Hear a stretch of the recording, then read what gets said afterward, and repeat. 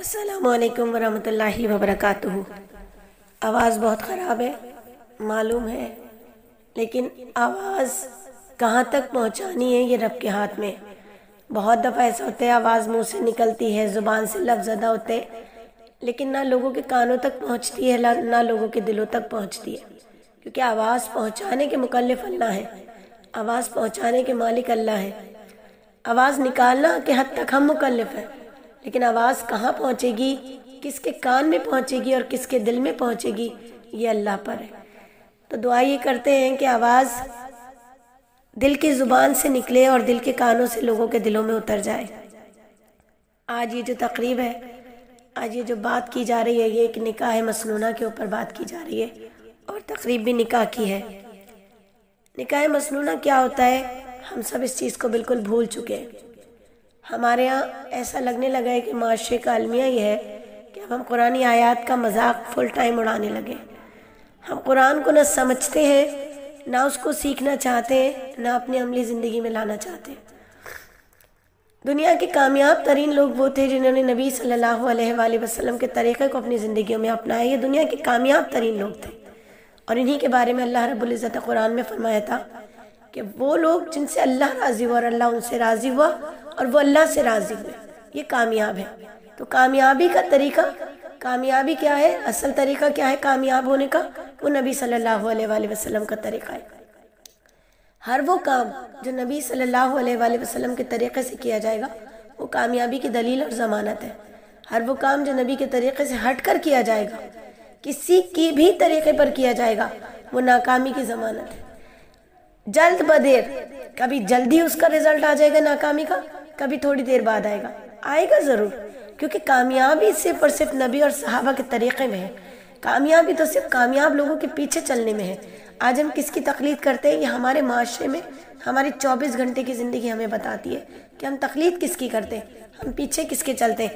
میرے نبی صلی اللہ علیہ وآلہ وسلم جو کائنات کے لیے رحمت للعالمین بنا کر بھیجے گئے، آپ صلی اللہ علیہ وآلہ وسلم کی پوری زندگی ہدایت کے لیے سرچشمہ ہے، ہدایت کا سرچشمہ ہے، ہدایت ہے، طریقہ ہے کہ اس طریقے پہ چلو آخری منزل حاصل کر لو گے، وہ منزل اللہ کی رضا اور جنت کے باغات ہے۔ تو نبی کے طریقے میں کیا نکاح کا طریقہ نہیں تھا، کیا معاشرت نہیں تھی؟ نکاح کا طریقہ کتنا طریقہ، 11 ازواج مطہرات، 11 نکاح ہوئے نبی صلی اللہ علیہ وآلہ وسلم کے۔ نبی نے 11 مرتبہ اپنی زندگی میں بتایا کہ دیکھو نکاح ایسے ہوگا، نکاح مسنونہ ایسے ہوگا۔ پھر آپ صلی اللہ علیہ وآلہ وسلم کی 4 صاحبزادیاں، 4 بیٹیوں کا نکاح کر کے بتایا کہ دیکھو جب بیٹی کا نکاح کرنے لگو تو بیٹی کا نکاح ایسے کیا جائے گا۔ وہ بیٹی جو جنت کی شہزادی، جنت کی مالکہ، خاتون جنت ہے، بی بی فاطمہ رضی اللہ تعالی عنہا، اور وہ داماد جو نبی صلی اللہ علیہ وآلہ وسلم کے چوتھے خلیفہ حضرت علی رضی اللہ تعالی عنہ، اور یہ ایک ہی نہیں بلکہ حضرت عثمان رضی اللہ تعالیٰ عنہ جو نبی صلی اللہ علیہ وسلم کی 2 بیٹیوں کے شوہر بنے، ان کے نکاح کو مد نظر رکھے، حضرت بی بی فاطمہ رضی اللہ تعالیٰ عنہ کے نکاح کو مد نظر رکھے۔ نکاح کیسے کرنا چاہیے یہ ہمیں دیکھنا ہے۔ کامیابی اسی نکاح میں ہوگی جو نبی صلی اللہ علیہ وآلہ وسلم کے طریقے پر ہوگا۔ نکاح سادہ، بالکل سادہ، نبی کا پسندیدہ، ایسا نکاح جس میں بیٹی والوں کا ایک خرچہ نہیں، ایک ٹکے کا خرچہ نہیں، بیٹے والے کا خرچہ ہے۔ ولیمہ چاہتا ہے لاکھوں میں کرے، ولیمہ چاہتے ہیں ہزاروں میں کرے، ولیمہ چاہتے ہیں سینکڑوں میں کرے، ولیمہ سنت ہے۔ نکاح کا اعلان کرو، نکاح کو عام کرو، نکاح کو اعلان کرو، نکاح کو عام کرو، نکاح کو آسان کرو، زنا کو مشکل بنا۔ آج ہم نے نکاح کو اتنا مشکل کر دیا کہ زنا بہت آسان ہو گیا۔ معاشرے میں زنا کرنا آسان، نکاح کرنا مشکل ہو گیا۔ اگر میں اور آپ اس تقلید کو ختم نہیں کریں گے تو ہم کیا کر رہے ہیں، ہم زنا کے بڑھاوے میں کردار ادا کر رہے ہیں۔ نکاح کیا ہے، نکاح میں کون سی آیتیں پڑھی جاتی ہیں، کبھی غور کیا ہے، کبھی سوچا کہ نکاح کی آیتیں ہم سے کہہ کیا رہی ہیں؟ نکاح کے موقع پر جو حمد و ثنا کی جا رہی ہے، جو قرآن کی 4 آیات پڑھی جا رہی ہے، کبھی سوچا ہے کہ قرآن کی یہ آیات ہم سے کہتی کیا ہے؟ یہ کون سا معاہدہ؟ نکاح ایک معاہدے کا نام ہے جو 2 فریقین کے درمیان ہے کہ اب یہ دونوں ایک دوسرے کے امانت ہے، یہ دونوں ایک دوسرے کا لباس ہے، یہ دونوں ایک دوسرے کا پردہ ہے، یہ دونوں ایک دوسرے کی عزت ہے، یہ دونوں ایک نسل کے بانی ہے، وہ نسل جو نبی صلی اللہ علیہ وآلہ وسلم کی امت ہی کہلائے گی۔ آج بتائیے ہم نے اپنے بیٹے بیٹی کو یہ باتیں کب بتائی کہ نکاح کے مقاصد کیا ہے؟ مقاصد نکاح کیا ہے، نکاح ہوتا کیوں ہے، نکاح کیا کیوں جاتا ہے؟ سب سے پہلے تو نکاح کی آیات کا ہمیں نہیں پتا، نکاح کے خطبے کا ہمیں نہیں پتا۔ بیٹی کا ہمیں پتا ہے، بیٹے کا ہمیں پتا ہے کہ بیٹے کہاں سے تم نے میک اپ کروانا ہے، بیٹے نے بھی میک اپ کرانا ہے۔ آج بیٹی نے میک اپ نہیں کرانا، بیٹے بھی جا کے تیار ہو رہے، پارلر بنے ہوئے لڑکوں کے، انہوں نے پہلے سے بکنگ کرائی ہوئی ہے، کہاں سے مجھے کوٹ لینا ہے، کہاں سے مجھے شیروانی لینی ہے، کہاں سے مجھے کلا لینا ہے، کہاں سے مجھے خصہ لینا ہے۔ بیٹیوں کو بھی پتہ ہے کون سے پارلر سے میرا میک اپ ہوگا، 2 مہینے پہلے بکنگ ہونی ہے، ڈھول کی کہاں سے ہوگی، کون سے فنکشن میں کیا پہنوں گی، کون سا میں مائیوں میں پہنوں گی، کون سا میں مہندی میں پہنوں گی۔ نہیں پتا تو یہ نہیں پتا کہ نکاح کے بول کے ساتھ میں جو ایک معاہدہ کرنے جا رہا ہوں ایک لڑکی کے ساتھ، میں جو ایک معاہدہ کرنے جا رہی ہوں ایک لڑکے کے ساتھ، وہ معاہدہ کیا ہے، وہ بات کیا ہے، زندگی گزرے گی کیسے، وہ آیات کیا ہے جو قاضی پڑھے گا۔ قاضی اپنا کام کر کے چلا گیا، اس نے آیات قرآنی پڑھی، سب نے سنی، مجمع کو یہ تک نہیں پتا کہ یہ آیات کون سے پارے کی ہے، کون سی سورت کی ہے۔ تو آج سن لیجئے، یہ آیات ہے سورہ نساء کی پہلی آیت ہے، سورہ آل عمران کی آیت نمبر 2 ہے، سورہ احزاب کی آیت نمبر 17ویں اور 71ویں، یعنی 70 اور 71 آیات ہے۔ یہ 4 آیات پڑھی جاتی ہے، اللہ تعالیٰ کی حمد و ثنا بیان کی جاتی ہے، دعا کی جاتی ہے، اور پھر ان آیات کو پڑھنے کے بعد یہ ہوتا ہے نکاح مسنونہ۔ لیکن یہ آیات کیا کہہ رہی ہے، یہ آیات ہم سے کیا کہہ رہی ہے، یہ آیات کہتی کیا ہے، ان آیات کے اندر ترجمہ کیا ہے؟ کبھی ہم پوچھے تو صحیح، سوچے تو صحیح۔ تو چلیں آج ان آیات کو بھی سمجھ لیتے کہ یہ آیات ہم سے کیا کہتی ہے۔ اگر غور کریں تو ان 4 آیات میں اللہ رب العزت نے رب سے ڈرنے کا حکم فرمایا۔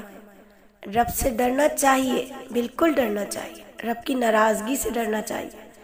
اللہ فرما رہے ہیں، اے لوگو اپنے رب سے ڈرو جس نے تمہیں ایک جان سے پیدا کیا اور اسی جان سے ان کا جوڑا بنایا، اور ان دونوں میں بہت سے مرد ہیں اور بہت سی عورتیں پھیلائی۔ اس اللہ سے ڈرو جس کا واسطہ دے کر تم ایک دوسرے سے اپنا حق مانگتے ہو۔ رشتہ داری کے تعلقات کو بگاڑنے سے بچو، بے شک اللہ تم پر نگرانی کر رہا ہے۔ دیکھیے، رشتہ داری کے تعلقات کو بگاڑنے سے بچو۔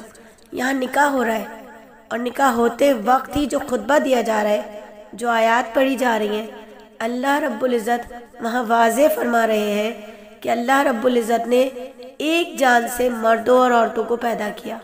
اب جب اللہ نے یہ مرد اور عورتیں اس دنیا کے اندر پھیلا دی، تو اللہ رب العزت نے جب ان کو ایک کیا، یعنی حق مانگنے والا اور حق دینے والا مقرر فرمایا نکاح کے بولوں کے بعد، تو پہلی بات جو اللہ نے کی وہ یہ کہ رشتہ داری کے تعلقات کو بگاڑنے سے بچو۔ اب رشتہ داری کیا ہے؟ رحم کے رشتے، رحم کے رشتے سب سے اہم ہیں۔ ادھر لڑکے کے بہن بھائی، ماں باپ، چچا ماموں، خالہ پھپھو، ادھر لڑکی کے بہن بھائی، ماں باپ، چچا ماموں، خالہ پھپھو۔ محارم رشتوں سے کس حد تک ملنا ہے، غیر محارم رشتوں سے کتنا دور رہنا ہے، یہ ایک بچی کو معلوم ہونا چاہیے۔ شادی سے پہلے بھی، نکاح سے پہلے بھی معلوم ہونا چاہیے، اور نکاح کرتے وقت اس کو اچھی طرح باور ہونا چاہیے کہ رشتہ داری کہاں تک نبھانی ہے اور کیسے نبھانی ہے۔ آج ہم جب نکاح کر رہے ہوتے تو ہم صرف اور صرف لڑکے اور لڑکی کے تعلق کو نظر میں رکھتے ہیں کہ بیٹا بیٹی کی شادی ہو رہی ہے، بس 2 خاندانوں کی رشتہ داری کو اہم نہیں بتاتے، ساس نندوں کو نہیں بتاتے کہ جو لڑکے کی ماں ہے وہ کتنی اہم ہے، جو لڑکے کی بہن ہے وہ کتنی اہم ہے۔ آج ہم نے بیٹیوں کی پرورش لحاظ سے کرنی شروع کر دی، تو معاشرہ کیا ہے، کس قدر معاشرے میں پریشانیاں ہیں، کس قدر گھر ٹوٹتے، کیونکہ ہم نے اپنے بچوں کو بتایا ہی نہیں جو کہ اللہ کا حکم تھا۔ اللہ نے تو نکاح کی آیات میں ہی فرما دیا کہ رشتہ داری کے تعلقات کو بگاڑنے سے بچو، اور پھر آگے فرما دیا کہ بے شک اللہ تم پر نگرانی کر رہا ہے، نگرانی کر رہا ہے، واچ کر رہا ہے اللہ رب العزت، ہر چیز کو دیکھ رہے۔ پھر فرمایا اے ایمان والو اللہ سے ڈرتے رہو جیسا کہ اس سے ڈرنا چاہیے، اور نہ مرو مگر ایسے حال میں کہ تم مسلمان ہو۔ تو مسلمان ہونا کیا ہے؟ کلمہ پڑھنے سے مسلمان ہو جاتا ہے نا انسان، لیکن اس کا ایمان نظر آنا چاہیے۔ لا الہ الا اللہ دکھانے کی چیز نہیں ہے، محمد رسول اللہ چھپائے نہیں چھپ سکتا۔ محمد رسول اللہ کی سنتیں ہماری زندگیوں میں نظر آنی چاہیے۔ نبی صلی اللہ علیہ وآلہ وسلم کائنات کی وہ ہستی جو رحمت للعالمین بنا کر بھیجے گئے، کائنات میں سب سے زیادہ اللہ سے ڈرنے والے نبی صلی اللہ علیہ وآلہ وسلم، سب سے زیادہ محبت کرنے والے نبی صلی اللہ علیہ وآلہ وسلم۔ ڈر کیسا؟ پوری رات انفرادی عبادت میں اتنے لمبا قیام کہ پنڈلی سوج جائے، پنڈلی مبارک پر ورم آ جائے، سینہ دھوکنی کی طرح، ہارنی کی طرح کھولتا دوسروں کی فکر میں، امت کی فکر میں۔ ڈر ایسا، فکر ایسی۔ تیسری آیت میں بھی اللہ رب العزت نے یہی فرمایا کہ اے ایمان والو اللہ سے ڈرو، ٹھیک بات کیا کرو۔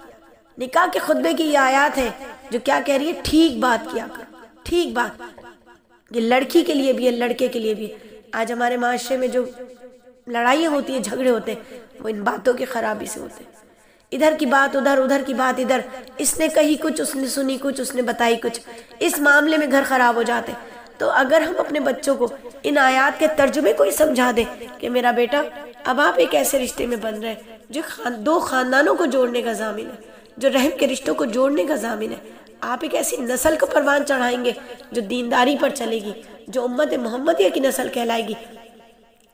اللہ سے ڈرتے ہوئے کام کرنا ہے، ہر بات کرتے ہوئے یہ سوچ لو کہ ہر بول لکھا جا رہا ہے، ہر بول لکھا جا رہا ہے، ہر عمل کو تولا جا رہا ہے، تو میرا بیٹا زندگی کامیاب ہے، تاکہ وہ تمہارے اعمال کو درست کرے۔ اے ایمان والو اللہ سے ڈرو، ٹھیک بات کیا کرو، تاکہ وہ تمہارے اعمال کو درست کرے اور تمہارے گناہ معاف کر دے۔ اور جس نے اللہ اور اس کے رسول کا کہنا مانا، سو اس نے بڑی کامیابی حاصل کر لی۔ اگر نکاح کی یہ 4 آیات ہمارے بچوں کو صحیح طریقے سے باور ہو جائے تو یقین کیجئے میرے اور آپ کے بچے کامیاب ہو جائیں، کیونکہ کامیابی کی دلیل تو صرف یہی ہے کہ نبی صلی اللہ علیہ وآلہ وسلم کا طریقہ اور ان کامیاب لوگوں کے پیچھے چلنا چاہیے جو کامیابی کے مدارج طے کر چکے اور جن کے لیے اللہ نے واضح قرآن میں فرما دیا کہ اللہ ان سے راضی ہوا اور وہ اللہ سے راضی ہوئے۔ آج کی یہ تقریب بہترین ہے کہ ماشاءاللہ اس گھر کے اندر نکاح مسنونہ ہو رہا ہے۔ نکاح مسنونہ کی تقریب، وہ تقریب جو نبی صلی اللہ علیہ وآلہ وسلم کی ازواج مطہرات کے مشابہ ہو، وہ تقریب جو ازواج نبی صلی اللہ علیہ وسلم کی بیٹیوں سے مشابہ ہو، ان کے نکاح سے مشابہ ہو۔ آج ماشاءاللہ یہ وہ تقریب ہے جو بی بی فاطمہ کی تقریب نکاح سے مشابہ ہے۔ اللہ رب العزت اس نکاح میں وہی برکتیں ڈالے جو اللہ تعالیٰ نے ان کے نکاح میں ڈالی، اور وہی کامیابی اس نکاح کو بھی عطا فرمائے جو ان کے نکاح کو کامیابی عطا فرمائے۔ اللہ رب العزت ان بچوں کی گود سے وہ امتی نکالے جو پورے کائنات کے لیے، پورے ایک ایک بندے تک کی ہدایت کا چشمہ بن جائے، ہدایت کے لیے سر چشمہ ہدایت بن جائے۔ آنے والے آخری بندہ جو دنیا میں آئے اس کی ہدایت کا بھی ذریعہ اس بچوں کی نسلوں سے نکلے انشاءاللہ تعالیٰ، کہ جس کا پہلا قدم ہی نبی صلی اللہ علیہ وآلہ وسلم بناتے نبی کے قدموں کے اوپر رکھ کر چلا جائے گا، تو انشاءاللہ ضرور یہ نکاح کامیاب ہوگا اور اس کی دھوم عرش پر بھی مچے گی انشاءاللہ تعالیٰ۔